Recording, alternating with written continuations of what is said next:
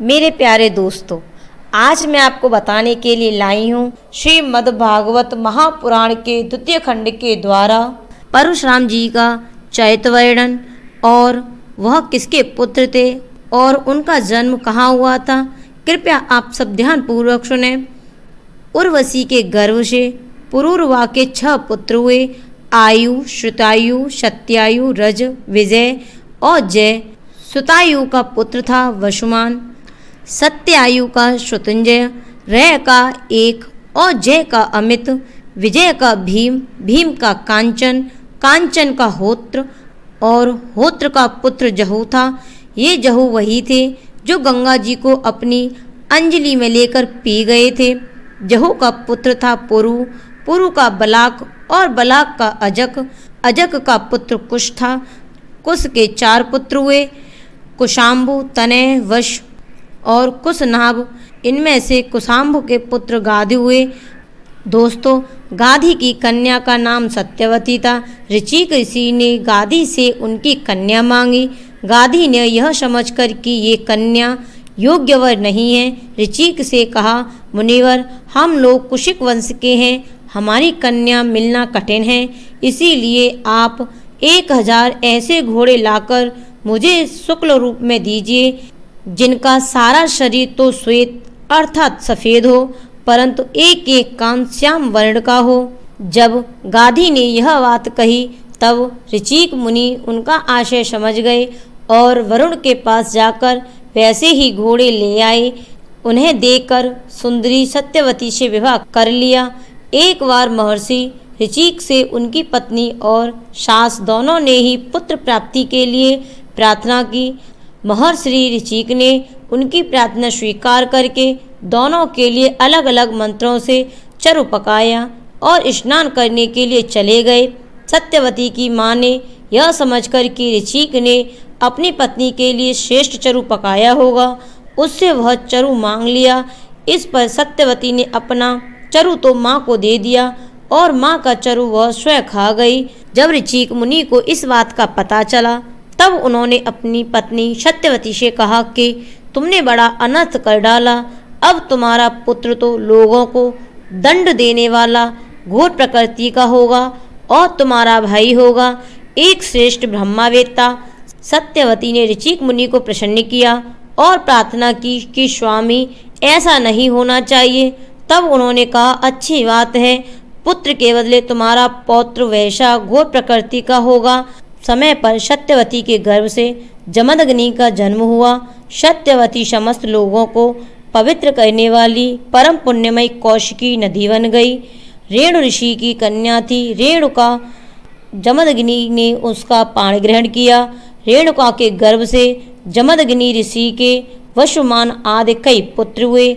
उनमें से सबसे छोटे परशुराम जी थे। उनका यश सारे संसार में प्रसिद्ध है। कहते हैं कि हैय वंश का अंत करने के लिए स्वयं भगवान ने ही परशुराम के रूप में अवतार ग्रहण किया था। उन्होंने इस पृथ्वी को 21 बार क्षत्रियहीन कर दिया। यद्यपि क्षत्रियों ने उनका थोड़ा सा ही अपराध किया था, फिर भी वे लोग बड़े दुष्ट, ब्राह्मणों के अभक्त, रजोगुणी और विशेष करके तमोगुणी हो रहे थे। यही कारण था कि वे पृथ्वी के भार हो गए थे और इसी के फलस्वरूप भगवान परशुराम ने उनका नाश करके पृथ्वी का भार उतार दिया। राजा परीक्षित ने पूछा, भगवान, अवश्य ही उस समय क्षत्रिय विषय लोलुप हो गए थे, परंतु उन्होंने परशुराम जी का ऐसा कौन सा अपराध कर दिया जिसके कारण उन्होंने बार बार क्षत्रियों के वंश का संहार किया। श्री सुखदेव जी कहने लगे, परीक्षित, उन दिनों हैय वंश का अधिपति था अर्जुन। वह एक श्रेष्ठ क्षत्रिय था। उसने अनेकों प्रकार की सेवा करके भगवान नारायण के अंशावतार दत्तात्रेय जी को प्रसन्न कर लिया और उनसे 1000 भुजाएं तथा कोई भी शत्रु युद्ध में पराजित न कर सके, यह वरदान प्राप्त कर लिया। साथ ही इंद्रियों का अबाध बल, अतुल संपत्ति, तेजस्विता, वीरता, कीर्ति और शारीरिक बल भी उसने उनकी कृपा से प्राप्त कर लिए। वह योगेश्वर हो गया था। उसमें ऐसा ऐश्वर्य था कि वह सूक्ष्म से सूक्ष्म स्थूल से स्थूल रूप धारण कर लेता। सभी सिद्धियां उसे प्राप्त थीं। वह संसार में वायु की तरह सब जगह बेरोक टोक विचरता करता। एक बार गले में बैजंती माला पहने सहस्त्रबाहु अर्जुन बहुत सी सुंदरी स्त्रियों के साथ नर्मदा नदी में जल विहार कर रहा था। उस समय मंदोमत्त सहस्त्रबाहु ने अपनी बाहों से नदी का प्रवाह रोक दिया। 10 मुख रावण का शिविर भी वहीं कहीं पास में ही था। नदी की धारा उल्टी बहने लगी, जिससे उसका शिविर डूबने लगा। रावण अपने को बहुत बड़ा वीर तो मानता ही था, इसलिए सहस्त्र अर्जुन का यह पराक्रम उससे सहन नहीं हुआ। जब रावण सहस्त्रबाहु अर्जुन के पास जाकर बुरा भला कहने लगा, तब उसने स्त्रियों के सामने ही खेल खेल में रावण को पकड़ लिया और अपनी राजधानी माहिष्मती में ले जाकर बंदर के समान कैद कर लिया। पीछे पुलस्त्य जी के कहने से सहस्त्रबाहु ने रावण को छोड़ दिया। एक दिन सहस्त्रबाहु अर्जुन शिकार खेलने के लिए बड़े घोर जंगल में निकल गया था। देववश वह जमदग्नि मुनि के आश्रम पर जा पहुंचा। परम तपस्वी जमदग्नि मुनि के आश्रम में कामधेनु रहती थी। उसके प्रताप से उन्होंने सेना, मंत्री और वाहनों के साथ सहस्त्रबाहु अर्जुन का खूब स्वागत सत्कार किया। वीर ने देखा कि जमदग्नि मुनि का ऐश्वर्य तो मुझसे भी बढ़ा चढ़ा है, इसलिए उसने उनके स्वागत सत्कार को कुछ भी आदर न देकर कामधेनु को ही ले लेना चाहा। उसने अभिमानवश जमदग्नि मुनि से मांगा भी नहीं, अपने सेवकों को आज्ञा दी कि कामधेनु को छीन ले चलो। उसकी आज्ञा से उसके सेवक बछड़े के साथ बाँ डकराती हुई कामधेनु को बलपूर्वक माहिष्मतीपुरी ले गए। जब वे सब चले गए, तब परशुराम जी आश्रम पर आए और उसकी दुष्टता का वृतांत सुनकर चोट खाए हुए सांप की तरह क्रोध से तिलमिला उठे। वे अपना भयंकर फरसा, तरकस, ढाल एवं धनुष लेकर बड़े वेग से उसके पीछे दौड़े, जैसे कोई किसी से न दबने वाला सिंह हाथी पर टूट पड़े। सहस्त्रबाहु अर्जुन अभी अपने नगर में प्रवेश कर ही रहा था कि उसने देखा परशुराम जी महाराज बड़े वेग से उसकी ओर झपटे आ रहे हैं। उनकी बड़ी विलक्षण झांकी थी। वे हाथ में धनुष, बाण और फरसा लिए हुए थे। शरीर पर काला मृग चर्म धारण किए हुए थे और उनकी जटाएं सूर्य की किरणों के समान चमक रही थीं। उन्हें देखते ही उसने गदा, खड़ग, रबाण, ऋषिक, शतधनी और शक्ति आदि आयुधों से सुसज्जित एवं हाथी, घोड़े, रथ तथा पदातियों से युक्त अत्यंत भयंकर सहस्त्र अक्षौहिणी सेना भेजी। भगवान परशुराम ने बात ही बात में अकेले ही उस सारी सेना को नष्ट कर दिया। भगवान परशुराम जी की गति मन और वायु के समान थी। बस वे शत्रु की सेना काटते ही जा रहे थे। जहाँ जहाँ वे अपने फरसे का प्रहार करते, वहाँ वहाँ सारथी और वाहनों के साथ बड़े बड़े वीरों की बाहें, जांघें और कंधे कट कट कर पृथ्वी पर गिरते जाते थे। सहस्त्रबाहु अर्जुन ने देखा कि मेरी सेना के सैनिक, उनके धनुष, ध्वजाएं और डाल भगवान परशुराम के फरसे और बाणों से कट कट कर खून से लथपथ रणभूमि में गिर गए हैं। तब उसे बड़ा क्रोध आया और वह स्वयं भिड़ने के लिए आधमका। उसने एक साथ ही अपनी 1000 भुजाओं से 500 धनुषों पर बाण चढ़ाए और परशुराम जी पर छोड़े, परंतु परशुराम जी तो समस्त शस्त्रधारियों के शिरोमणि ठहरे। उन्होंने अपने एक धनुष पर छोड़े हुए बाणों से ही एक साथ सबको काट डाला।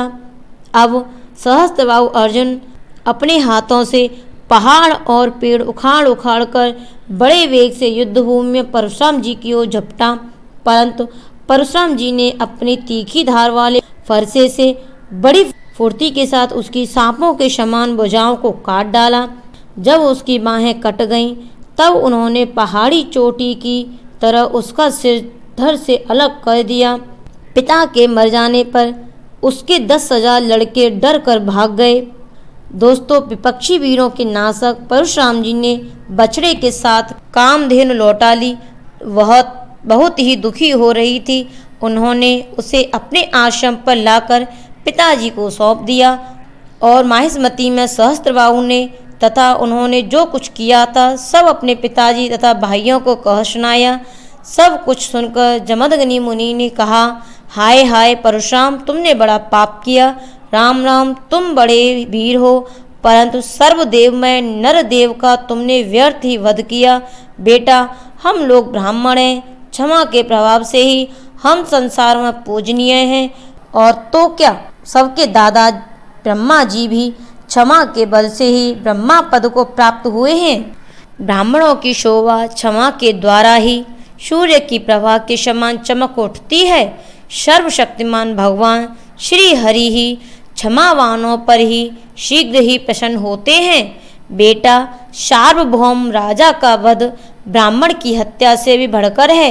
जाओ, भगवान का स्मरण करते हुए तीर्थों का सेवन करके अपने पापों को धुला लो। श्री सुखदेव जी कहते हैं, परीक्षित, अपने पिता की यह शिक्षा भगवान परशुराम ने जो आज्ञा कहकर स्वीकार की, इसके बाद वे 1 वर्ष तक तीर्थ यात्रा करके अपने आश्रम पर लौट आए। एक दिन की बात है, परशुराम जी की माता रेणुका गंगा तट पर गई थी। वहां उन्होंने देखा कि गंधर्वराज चित्ररथ कमलों की माला पहने अप्सराओं के साथ विहार कर रहा है।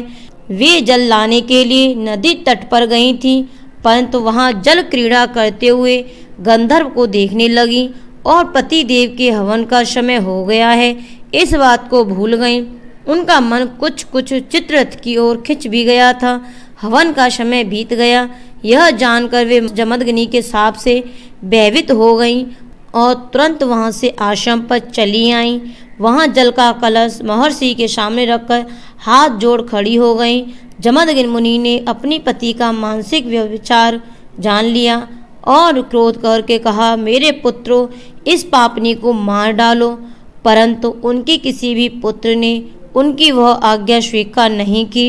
इसके बाद पिता की आज्ञा से परशुराम जी ने माता के साथ सब भाइयों को भी मार डाला। इसका कारण था वे अपने पिता के योग्य और तपस्या का प्रभाव भली बात जानते थे। परशुराम जी के इस काम से सत्यवती नंदन महर्षि जमदग्नि बहुत प्रसन्न हुए और उन्होंने कहा, बेटा, तुम्हारी जो इच्छा हो वह मांग लो। परशुराम जी ने कहा, पिताजी, मेरी माता और सब भाई जीवित हो जाएं तथा उन्हें इस बात की याद न रहे कि मैंने उन्हें मारा था। परशुराम जी के इस प्रकार कहते ही जैसे कोई सोकर उठे, सब के सब अनायास ही सकुशल उठ बैठे। परशुराम जी ने अपने पिताजी का तपोबल जानकर ही अपने सहोदर का वध किया था। दोस्तों, सहस्त्रबाहु अर्जुन के जो लड़के परशुराम जी से हार कर भाग गए थे, उन्हें अपने पिता के वध की याद निरंतर बनी रहती थी। कहीं एक क्षण के लिए भी उन्हें चैन नहीं मिलता था। एक दिन की बात है, परशुराम जी अपने भाइयों के साथ आश्रम से बाहर वन की ओर गए हुए थे। यह अवसर पाकर वैर साधने के लिए सहस्त्रबाहु के लड़के वहां आ पहुँचे। उस समय महर्षि जमदग्नि अग्निशाला में बैठे हुए थे और अपनी समस्त वृत्तियों से पवित्र कीर्ति भगवान के ही चिंतन में मग्न हो रहे थे। उन्हें बाहर की कोई सुध न थी। उसी समय उन पापनियों ने जमदग्नि ऋषि को मार डाला। उन्होंने पहले से ही ऐसा पाप पुण्य निश्चय कर रखा था। परशुराम जी की माता रेणुका बड़ी दीनता से उनसे प्रार्थना कर रही थी, परंतु उन सब ने उनकी एक न सुनी। वे बलपूर्वक महर्षि जमदग्नि का सिर काट कर ले गए। दोस्तों, वास्तव में वे नीच क्षत्रिय अत्यंत क्रूर थे। सती रेणुका का दुख और शोक से आतुर हो गईं। वे अपने हाथों, अपनी छाती और सिर पीट पीट कर जोर जोर से रोने लगी। परशुराम, बेटा परशुराम, शीघ्र आओ। परशुराम जी ने बहुत दूर से माता का हा राम यह करुण क्रंदन सुन लिया। वे बड़ी शीघ्रता से आश्रम पर आए और वहां आकर देखा कि पिताजी मार डाले गए हैं। दोस्तों, उस समय परशुराम जी को बड़ा दुख हुआ, साथ ही क्रोध, मानसिक पीड़ा और शोक के वेग से अत्यंत मोहित हो गए। हाय पिताजी, आप तो बड़े महात्मा थे। पिताजी, आप तो धर्म के सच्चे पुजारी थे। आप हम लोगों को छोड़कर स्वर्ग चले गए। इस प्रकार विलाप कर उन्होंने पिता का शरीर तो भाइयों को सौंप दिया और स्वयं हाथ में फरसा उठाकर क्षत्रियों का संहार कर डालने का निश्चय किया। दोस्तों, परशुराम जी ने माहिष्मती नगर में जाकर सहस्त्रबाहु अर्जुन के पुत्रों के सिरों से नगर के बीचों बीच एक बड़ा भारी पर्वत खड़ा कर दिया। उस नगर की शोभा तो उन ब्रह्माघाती नीच क्षत्रियों के कारण ही नष्ट हो चुकी थी। उनके रक्त से एक बड़ी भयंकर नदी बह निकली, जिसे देखकर ब्राह्मण द्रोहियों का हृदय भय से कांप उठता था। भगवान ने देखा कि वर्तमान क्षत्रिय अत्याचारी हो गए हैं, इसीलिए उन्होंने अपने पिता के वध को निमित्त बनाकर 21 बार पृथ्वी को क्षत्रियहीन कर दिया और कुरुक्षेत्र के सम्मत पंचक में ऐसे ऐसे 5 तालाब बना दिए जो रक्त के जल से भरे हुए थे। परशुराम जी ने अपने पिताजी का सिर लाकर उनके धड़ से जोड़ दिया और यज्ञों द्वारा सर्वदेव में आत्मस्वरूप भगवान का यजन किया। यज्ञों में उन्होंने पूर्व दिशा होता को, दक्षिण दिशा ब्रह्मा को, पश्चिम दिशा अर्धवायु को और उत्तर दिशा सामगान को करने वाले उद्गाता को दे दी। इसी प्रकार अग्निकोण और विदिशाएं ऋषित्वजों को दी, कश्यप जी को मध्य भूमि दी, उपदृष्टा को आर्यावर्त दिया तथा दूसरे सदस्यों को अनन्याय दिशाएं प्रदान की। इसके बाद यज्ञांत स्नान करके वे समस्त पापों से मुक्त हो गए और ब्रह्मा नदी सरस्वती के तट पर मेघ रहित सूर्य के समान शोभायमान हुए। महर्षि जमदग्नि को स्मृति रूप संकल्प में शरीर की प्राप्ति हो गई। परशुराम जी से सम्मानित होकर वे सप्तऋषियों के मंडल में 7वें ऋषि हो गए। दोस्तों, कमल लोचन जमदग्नि नंदन भगवान परशुराम आगामी मनवंतर में सप्तऋषियों के मंडल में रहकर वेदों का विस्तार करेंगे। वे आज भी किसी को किसी प्रकार दंड न देते हुए शांत चित्त से महेंद्र पर्वत पर निवास करते हैं। वहाँ सिद्ध गंधर्व और चारण उनके चैत्य का मधुर स्वर से गान करते हैं। सर्वशक्तिमान विश्व आत्मा भगवान श्री हरि ने इस प्रकार भगवंशियों में अवतार ग्रहण करके पृथ्वी के भारभूत राजाओं का बहुत बार वध किया। तो दोस्तों, यह परशुराम जी के चरित्र के बारे में संक्षेप में मैंने आपको बताया है। दोस्तों, यदि आपको मेरी वीडियो पसंद आए तो मेरी वीडियो को लाइक करें, चैनल को सब्सक्राइब करें और कमेंट में यह बताएं कि आपको परशुराम जी का चरित्र वर्णन कैसा लगा। बोलिए श्री परशुराम भगवान की जय।